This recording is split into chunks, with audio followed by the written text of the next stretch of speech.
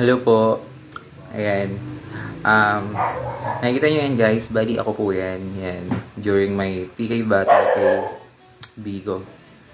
Gusto ko lang po inform yung mga gustong magbigo na wag po kayo magpapaniwala dun sa mga influencer kuno na nagla-live kay Bigo.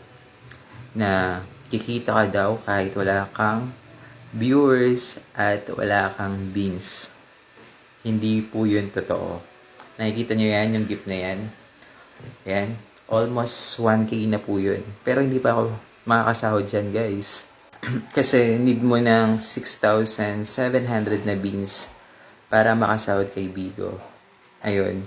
So, na ano lang ako sa mga influencer dito, hindi nila sinasabi yung totoo. Hindi rin naman ako against dun sa mga sinasabi ng link to my bio kasi referral yun, guys. Pag nakuha nila yung referral nyo, magkakaroon sila pag ginagamit nyo yung ano, pag nagla-live kayo. Kumbaga magkakaroon sila ng percentage na ano, commission pag ginagamit nyo yung Bigo. Bali yung totoo sa mga sinasabi nila is kailangan mo lang talagang magpa-oras, mag-live araw-araw para ma-reach mo yung quota ng araw mo at oras mo.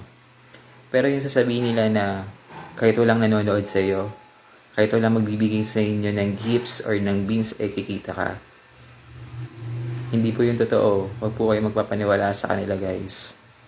Ayun, so gusto ko lang kayo ma-aware sa mga gustong magbigo dyan. Pero maganda talaga ang Bigo.